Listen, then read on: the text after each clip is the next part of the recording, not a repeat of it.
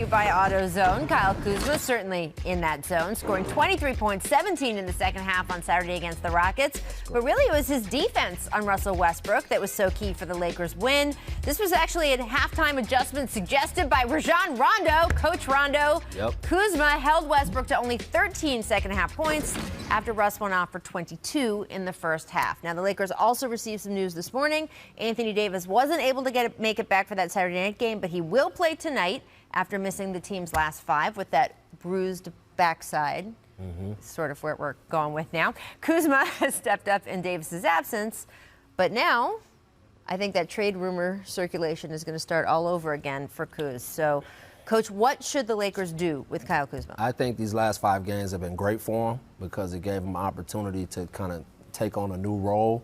I think the kid has a huge upside still, and you don't know what he can become in the next 3 months if they really figure out his niche. And I just don't know if you're going to get back something as valuable as he is in a trade. And so with those veterans that they have on that roster that can guide him and teach him and really make him understand winning basketball, I would stay with that kid. And I think in the playoffs, what Rondo did was not a short-term decision. That suggestion was not just for that game. Rondo's thinking about how do we win in the playoffs, how do we win a title. And Kuzma's going to have to defend in switching situations, small guards, athletic guards. This seems like it's probably a really important decision for the way the Lakers to discuss their short-term future. I think they probably feel a lot like Coach says, which is a player that they would trade for is probably not going to have the upside at all that Kuzma would have. I think the player that you would trade for may be able to help you win a championship this year more than Kuzma potentially could. Sure. That, LeBron's not getting younger. I mean, if you can win a championship this year, do you look to upgrade? I think the one thing that the Lakers have going for them that other teams in this situation would not is they are such a draw for free agents. So whether it's a Darren Collison or if it's an Andre Iguodala if he becomes a free agent, they have other ways that they may be able to beat other teams than in the trade market. And that may be a little bit of a gamble to assume that you're going to be able to get a free agent who comes to you, but I think it's safer for the Lakers to play that game than another team who would have this exact same position. It's a gamble because, first of all, the Clippers are out there beating the bushes for the same thing because neither team has a lot of assets to give up. And also it's a gamble because Andre Iguodala might not be bought out. He might not be available. A team may come to Memphis. They have held on to him for this long. Some team may come to them and say, hey, we'll give you a second rounder for him. And there's no reason for Memphis not to do it at that point when they get to that 11th hour. And then maybe he's a Philadelphia Sixer again. Like, who knows what's going to happen to Andre Iguodala? Who knows if Darren Collison's actually going to want to come back and play? That hasn't happened yet. So I do wonder if you depend on that buyout market too much, but they don't have that much to give. And the other thing is when AD is playing, Kuzma's role is just diminished. It just is. It's not anybody's fault. They got a Hall of Famer who's playing in front of him. That's just the situation. But I think they're going to figure out how to tweak those rotations and those lineups to where they can highlight Kuzma more as they move forward. So, as AD gets out of the game, you have Kuzma on the floor, and now you start to highlight him in different ways. And I think they can start evolving his role a little bit more. But I just think kids like that, they take jumps during the season. They get better during the year. And especially he's got since he that couldn't play much this summer because he had the injury. He missed, how many games did he miss already? No, he's missed several chunks, and so, just getting his feet, underneath him first was the most important thing. And now he's got to start establishing that role and what he's going to become. But I just think they have too many intelligent guys around them, guys that's one big. That's going to seep into him, and I think that he can really help them in the playoffs. Well, look, that's the best case scenario for the Lakers, right? Is that if Kuz evolves to a point where why would they ever trade him, right? The idea that if they can keep what they have without having tried to scrounge up more assets or make more win-now decisions, if he can evolve into what they absolutely need, that's great. That's what you want. It's just a question. He's not quite there yet. The fit isn't quite there yet, so we'll have to see if they're willing to bank on that because the trade deadline is only 3 weeks away. Today I am joined in studio by the Hall of Famer, co-host of PTI, Michael Wilbon. Never going to get used to that. I'm never going to get sick of saying it, friend. And also, love hanging out with you. Just a couple of NBA champs. All right, fine. Richard Jefferson, Kendrick Perkins. He's in the Hall of Fame. I'm just saying. Don't get crazy. Let's get right to that conference finals game from last night, friends. Paul George led the Clippers with a game-high 27 points as they took Game 3 for their first conference finals win in franchise history. Here is what PG said about what changed for his team last night. It's a scrappy team. We have to match their physicality. I thought we did that. We have to match their scrappiness. I thought we did that. We can't allow this team to play harder than us. I thought that was just the way we approached tonight. It's just great. We got so many guys that want this. So many guys that are lost in this moment. That, you know, we just stay together. We know that we have a real possibility to do something special. And, you know, we're going to give everything we have. All right, so in this postseason, the Clippers are 0-6 in games 1 and 2 of playoff series. Not ideal, not what you want, but they are an impressive 9-1 in games 3 through 7 thus far in the postseason. So, Mr. Wilbon Hall of Famer, what makes the Clippers successful in these adverse situations? Everything Paul George just said. I thought that was perfectly, eloquently said. Mm-hmm. They play so hard. Like, we are so a culture addicted to numbers now. We have to find some way to justify what a team did or what a series is about. This is about how hard they played and how they are scrappy. They are just tough-minded and physically tough. Mm-hmm. That's what they do. I don't know why, and these two gentlemen to my left probably do know why. Why does it take them till game 3 to get started? I don't know what activates it. Right. But once they get in this series, and any of them, and they are down, they played so hard last night. I don't even want to say they played harder, but when they played that well, and they are still talented, even without Kawhi Leonard, man, I mean, they're going to play harder tomorrow. Yep. They just are. This is what they do. No, I couldn't agree more. When you look at, you know, I think the issue for them in these 0-2s is that if you look at these games, they're all very close, right? The Utah game, they had a chance to win up in Utah, you know, so it's like they're coming out of some of these losses with confidence. You lose on the road to a very good team, and it's like you have your chances to win. Game 2 was as close as Game 2, they were supposed to. Game 1 was a 2-point game before the dunk on the inbound. Exactly. So all of a sudden you start looking at these games and you're like, oh, well, Phoenix is at home. They had a bit of the edge, but ultimately this Clipper team they could easily be up, you know, our 2-1 in this series. Yeah. You know what I noticed last night was that we have this saying when we were in the locker room, don't hope that they miss, make them miss. And by that said, I'm looking at how they were contesting shots. Like, they were contesting shots with a meaning, with a purpose. They were like, and it starts with Patrick Beverley. He's been hugging Devin Booker like a pair of leggings, okay? I mean, he's been that close to him. And this is what, to all the kids out there, when you have that saying that says, stay ready so you don't have to get ready. Remember, in the first round, Patrick Beverley didn't even play. Second round, he came in, he strapped up Jordan Clarkson off the bench. Now, he's giving Devin Booker hell right now. He don't know what to do. He's all up in him. He's frustrating him. And I'm frustrated watching it. He's annoying me. I mean, I will say, being court level last night, what you're talking about just playing hard. I mean, of course, you can see it, right? We've all seen when a team turns that up.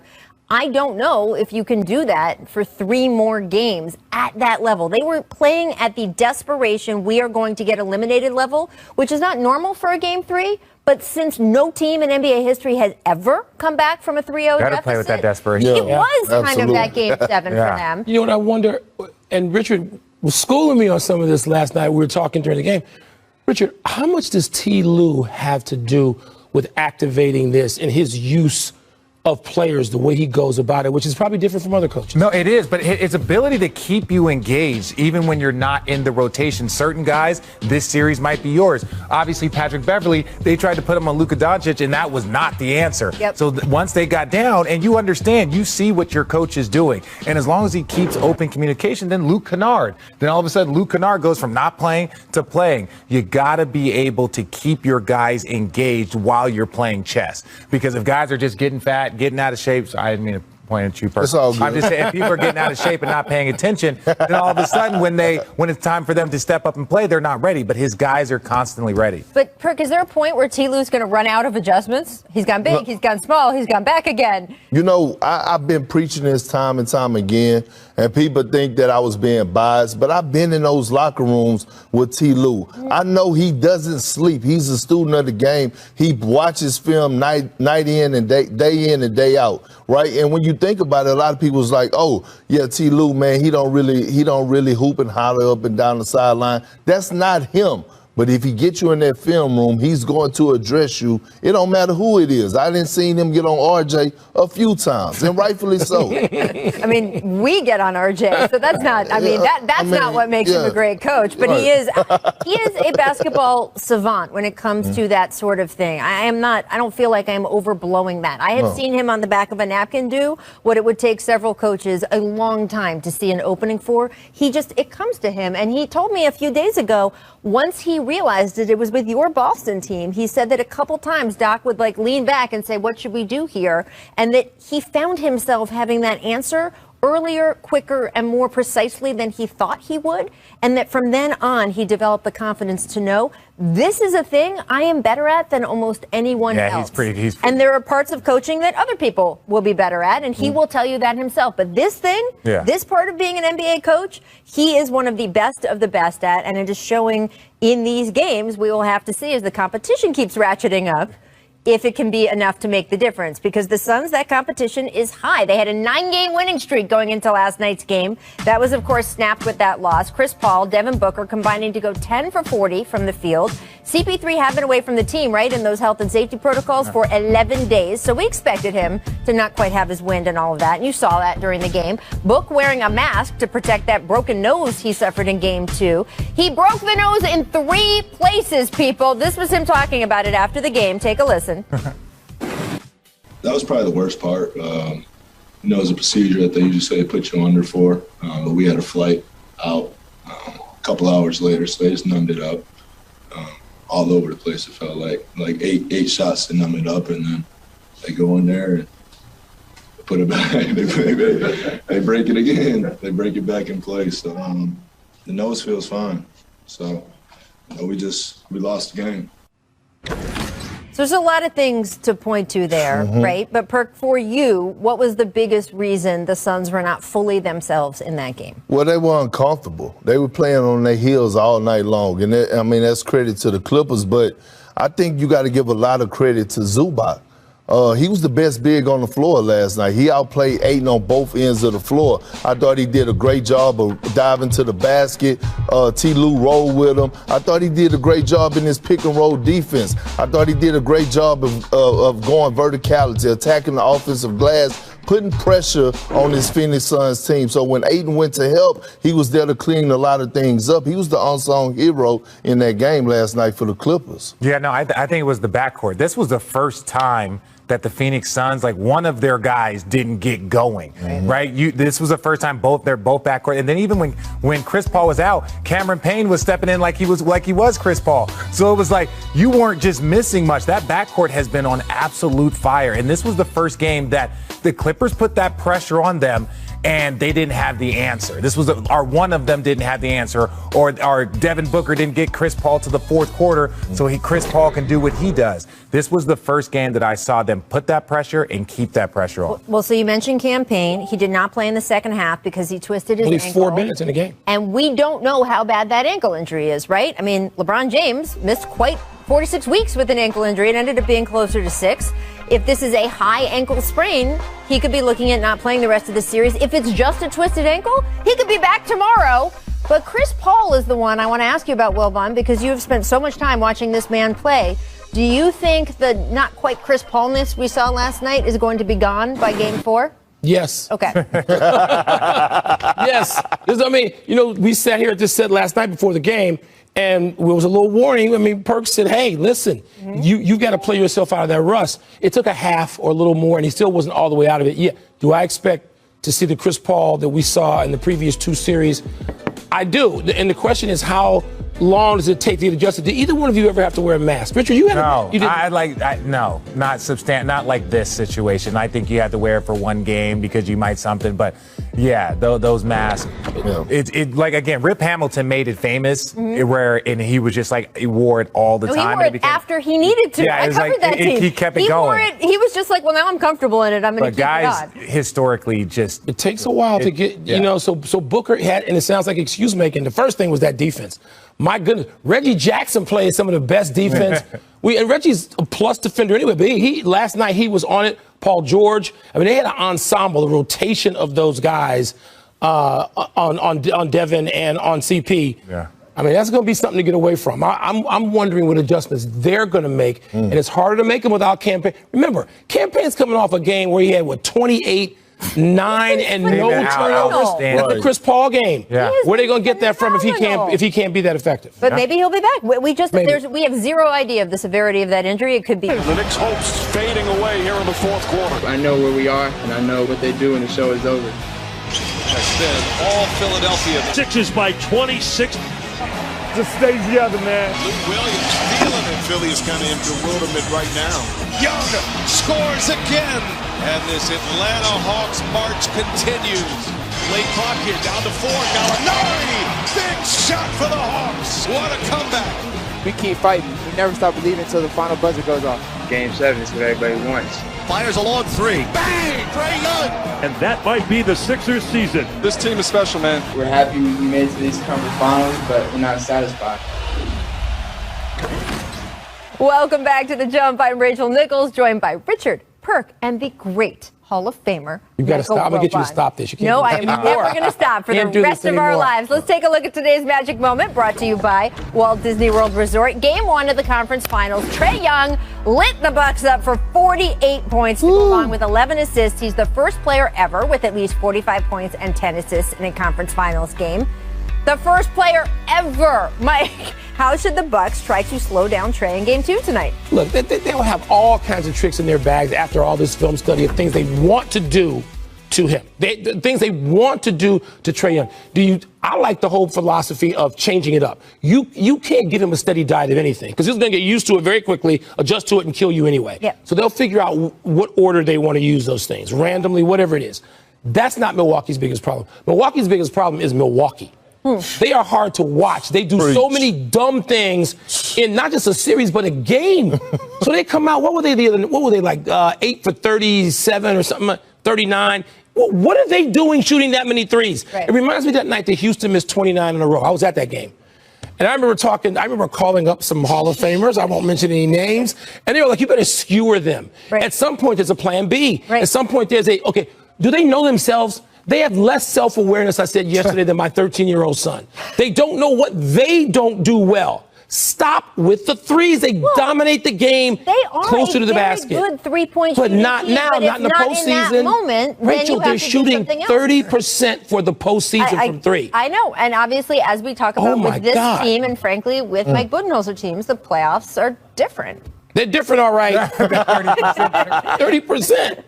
You know what? When you're dealing with a guy like Trae Young, a guy that's great at drawing fouls and getting to the free throw line, has unlimited range, could go by you, has the flow game in the lane, all bets are off with me. As soon as he cross half court, I'm sending 2 at him. Somebody else has to show me that they're capable of dropping 48 points. Somebody else has to beat us. And not only that, I'm sending 2 people at him. And when he gets rid of the ball, I'm having Drew Holiday go full out denial. He can't get the ball back. I watch teams do it to him in the regular season. I would make that move and do it to him in this postseason. Yeah, and part of it is that you have to be okay with what's going to happen. If you're going to double team him, you're going to give up open shots. The idea is, are they going to knock down those shots for 4 quarters, right? Because when you're looking at Trae Young, they don't have really a secondary playmaker. They have guys that can make plays, but no secondary playmaker. It is in Trae's hands. He controls the tempo of the game, the pace of the game, and really he determines the entire flow. So putting an extra body on him, giving him different looks. One thing that Greg Popovich used to do a great job of is we would come out of a timeout and he would say, just on this play, we're going to blitz him. Just on this singular play. And we would go out, we would be in a blitz, and then you wouldn't do it again. But the next 3 plays, the guard would be looking for it. Are they going to blitz? Are they not going to blitz? So you're taking away some of that downhill aggression. That's what you're saying switching up. It's not just for steady diets, but it's also like 1 play here, 1 play there out of a timeout, having your guys trained to do that. So you're talking about Drew Holiday real quickly. Holiday has given him some problems. Yeah. Holiday is long enough, quick enough, strong enough that he is given Trae some problems. So I love that suggestion about when he gets rid of the ball, I'm going to have Holiday on him trying to deny him because he's one of the few guys who has the physical tools to do that. Yeah. All right. And look, you got to remember, Trae Young just went through Ben Simmons, Okay, a long, athletic 6'10". Yeah, right. And so he's not afraid of Drew Holiday, and I know he's an elite defender, but at this point, if a guy taught you for a 48-piece spicy, you have to, all bets off, you got to go double. By the way, Richard, I didn't never think that you would think back on your career and think about your Spurs days. Yeah. Wow. No. Yeah. Wow. I probably wouldn't publicly say that, but yeah. And yet here we are. We talked a little bit with these guys about the whole shimmy yesterday. Yeah. I just wanted your take before you leave us to do your 6 other jobs. One of the jobs. There's 2 things I think about that. One, I'm old. And I think about what the guys I covered. I think about sitting in this room with Irvin Johnson. Look at Giannis's reaction. He was like, he gave it. He mimicked it. He said, look at what this guy is doing to us out there. Well, the guys, the old school guys that I know well, Irvin Johnson's, like I said, Magic would have like fallen out of a chair because there was retribution coming on the very next possession. Charles Oakley, Charles Barkley. There was a physical toughness that just said that's a rule, unwritten rule. You're not shimmying, I'll knock you out. They would have knocked him out. An official, a referee might have said, as I saw what happened with Bill Laimbeer, when Robert Parrish did knock him out, he looked at him, just cursed. He looked at Bill and said, Bill, get up. This is a different day. I grew up with that basketball. Now he is such a showman. I love watching this kid. I love it. I didn't think he'd be this good coming out of school.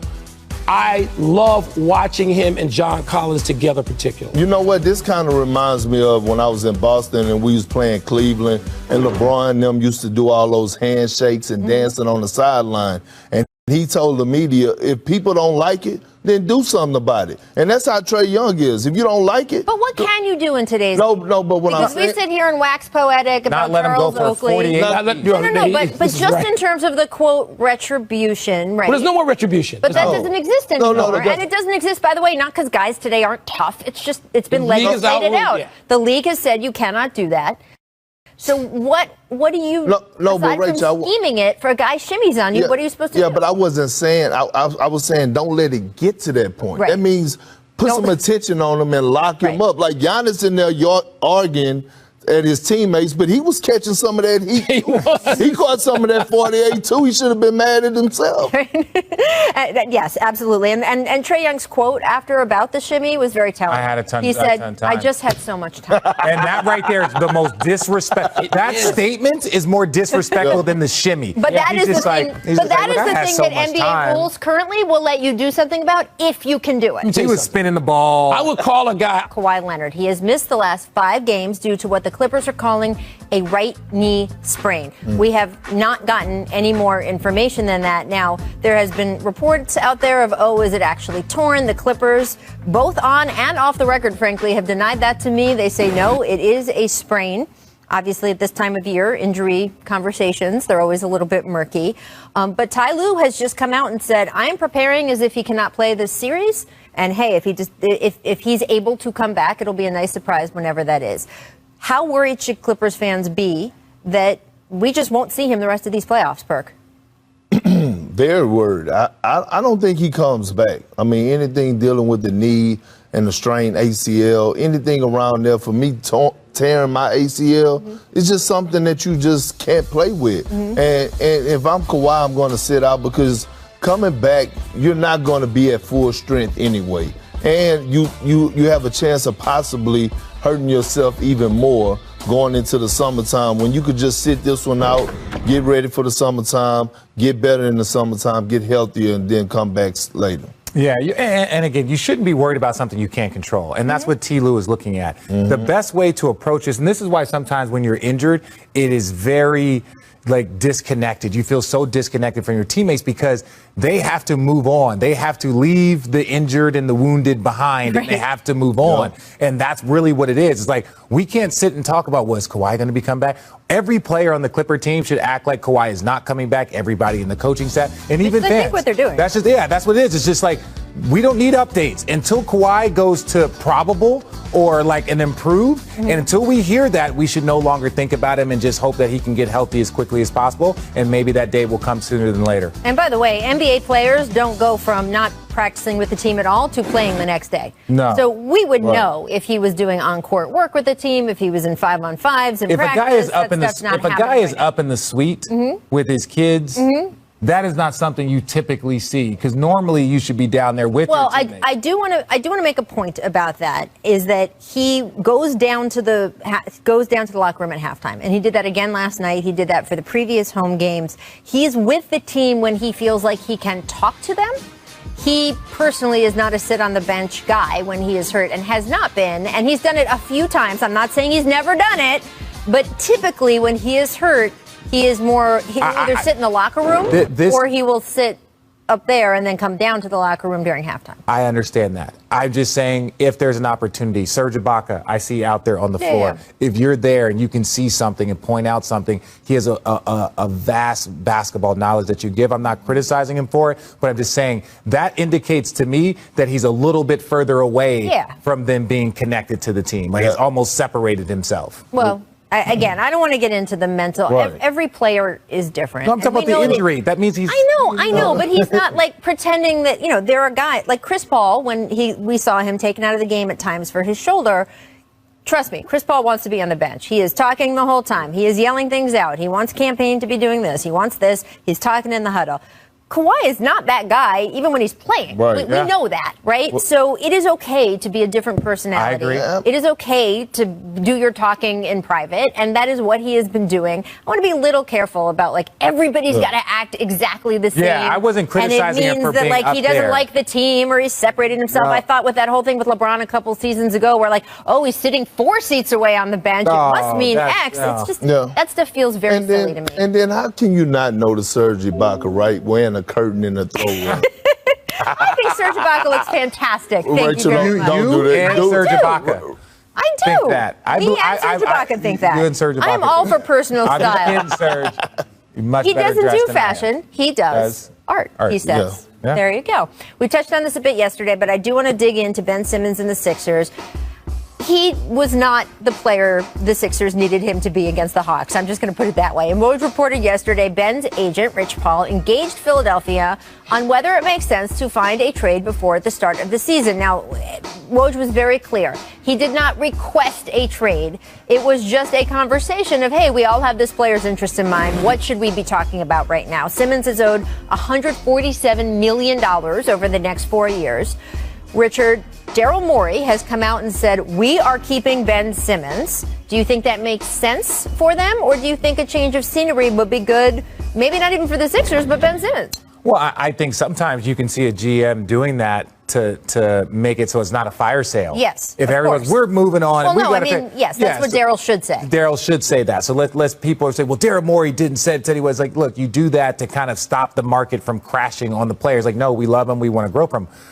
I think it's time for them to move on. From my sense is that if you can't handle that pressure in the second round, if you're in that moment, but you have Joel Embiid, who's an MVP caliber player, and you're trying to win championships. So you have to make evaluations every single day. Is this player going to help us get closer or further away from a championship? Not 50 wins, not division titles. No, a championship. And I think that's where Ben Simmons, if he's not going to improve, this is not a Philadelphia 76er or Ben Simmons problems. This is just a Ben Simmons problem, and they need to move on.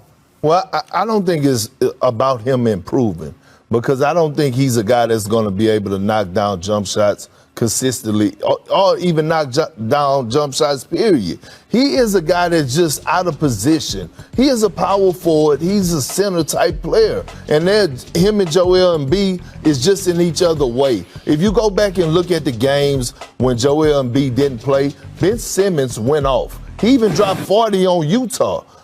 In Utah, and Joel was not there. I mean, he had multiple 20-plus games. I think it's time for him to move on. I think they should move him on to a situation where he could be used like a Sabonis, a guy that could initiate the offense, dribble handoff, roll to the basket, has a big that loves to float around the three-point line like Miles Turner, Karl Anthony Towns, and then have him playing in the paint. It just came to the conclusion that they don't fit. They don't fit. Okay, but here's where I think you got to make the distinction. First of all, just saying trade someone to trade someone, I don't think it's an untenable situation, especially in the regular season. In the regular season, it worked, right? We all were like, oh, they got the number 1 seed. Ben had Defensive Player of the Year consideration. You can't pretend that this wasn't a good regular season for the Sixers. And by the way, the partnership between them, yes, they occupy much of the same space, but you put enough shooters around them. We have seen that work in multiple stretches of when Ben has been with the Sixers. That being said, if there is a guy available soon, and you can make a deal that's good, like, say, when James Harden suddenly decides he wants to be traded from Houston, I have been very vocal. I would have tried everything I could to make that deal because Ben Simmons' value was high then, and you would also be trying to keep James Harden away from Brooklyn, which, if you play in the Eastern Conference, very important. That being said, right now, his value is much lower. And after this performance, I don't think they will ever get value for him. So I would say build him back up during the regular season, build his trade value back up, and maybe trade him at the deadline. Yeah, but Rachel, here's the problem. When him and Joel is on the floor together in the regular season, I watched this throughout the course of this season. He loses his confidence. Why?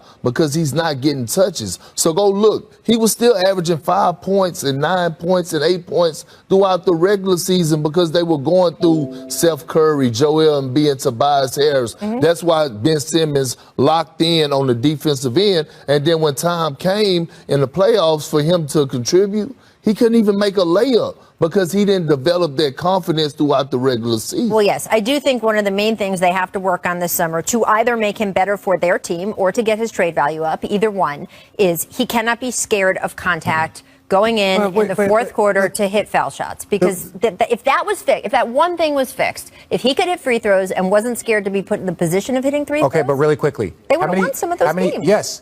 How many years have we been talking about that for Ben Simmons? I agree. So now, if a guy's been in the league 5 years now, 6 years, and we've been talking about it for the last 3 or 4. You think it's just never going to happen? I'm not going to say it's never going to happen, but we can't assume that us sitting up here saying they need to build up his confidence or he needs to improve his shot. He's been hearing that for 3 years. And for 3 years, we end up saying the same thing.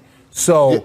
Yeah, but RJ, we've been saying the same thing about his shooting. We never said anything about him finishing around the basket. Well, he's not. He struggled with finishing around the basket. But that was a fear of free throws, don't you think? Yeah. Yes. He didn't. You don't. He's so big and strong. Like, that's the one thing. Throws he shot with 5.3 seconds left in game one, meaning that both of those should not have counted. Look at that. Do you guys expect, given that Giannis will speed up in game 2 tonight, or that it will get called more? Well, he needs to speed it up to help his free throws out. I mean, because this is not working. He made both I know. It's just my thing that bothers me is once it became a thing, it's like we have all of this other like review and this and that. It's a clearly second. Just put a clock right there. Well, no. So the NBA has come back and said that you cannot that they don't want their broadcast partners or the arenas to put a clock in the corner. Yeah, and that it feels like bullying, I guess, or something, which I think it's a violation. I am. Yes. Right? Yes. Nico's been in the game for a long time. People don't understand. He's been like, he's that dude. Absolutely. All right, round and round we go in the coaching carousel as well. Thank you, graphics department, for adding Becky Hammond, Teresa Witherspoon to the rotation. Now, earlier this week, we had Ime Udoka take the Celtics job, and we have more news now because it's official. Tim McMahon reports that the Dallas Mavericks have reached a deal with Lakers assistant Jason Kidd. On his way out of Dallas, Rick Carlisle said, quote, "My hope is that Jason Kidd will be the next coach of the Mavs because he and Luka have so many things in common as players." So a lot of changes in Dallas. What do you think, Perk, of both of those moves? Well, I love it. Well, first of all, I love the move for the Celtics. All right, I love. We talked about that. No, I meant both of those moves, though. Front office and coach in Dallas. I like it. You know why? Look, Nico has been around for a while. He knows the game. He's been with Kobe Bryant, so I'm pretty sure he has had those sessions of talking the game of basketball, learning the game of basketball. That was a great hire. It's not just Kobe, by the way. There's so many people that Nico has worked with, coaches, players, elite stuff. Yeah, but when you talking with Kobe, it's just different. I get it. From him. Yeah. And then I love J. Kidd. You know, won a championship there, played there. And in my opinion, J. Kidd is going to do wonders for Luka. He's going to teach him the game even more, although his talent is already there. But when you talk about J. Kidd, one of the best to ever do it, he's part of the reason that Richard Jefferson had a long career. He might need to be behind him something pretty soon, but I love the hire. Yeah, I do like the hire. I think people, you don't know Nico, but Nico, if you look at whether you're being a GM and his relationships with agents, and that's what they deal with when they're negotiating shoe deals and you're talking with coaches, there are relationships, especially when you're talking about the Nike guys, whether it's through colleges. So it's like a lot of this is about recruiting. Can you get guys to come to your team in free agency? You can see the improvements that's going on with the Knicks when they changed their front office. That's exactly what I was going to say. Yeah, I got you, right? You got me. And so ultimately, I like this. Now, Jason Kidd, Jason we know can coach. He had a young Giannis. He had that Brooklyn team. He's been to the postseason with 2 different teams. But I think this is an opportunity for him actually to kind of spend some time growing and getting better with this Dallas group. Well, here's what I like. First of all, the Nike thing, I want to, I want to make this point. There are players in this league who get paid more by Nike than they do by the teams they play for. Which means, who are you what is your main job and which is your side job? Your main job is the job you get paid the most at, right? Mm-hmm. So let's not pretend that being a Nike executive isn't akin in some ways, not in all the ways, but in some ways to already having, as you said, I run a team already experience. So there is that. And then as for Jason Kidd, we have seen every player of whom he has been a coach or assistant coach say a version of what LeBron did. He has the support. There's a reason Damian I haven't said anything. Wanted him. I have said no, I'm kidding. Players he has coached. Giannis went out on a limb for him when the Bucks decided to move on from him, right? LeBron saying what he's saying. We've seen that over and over.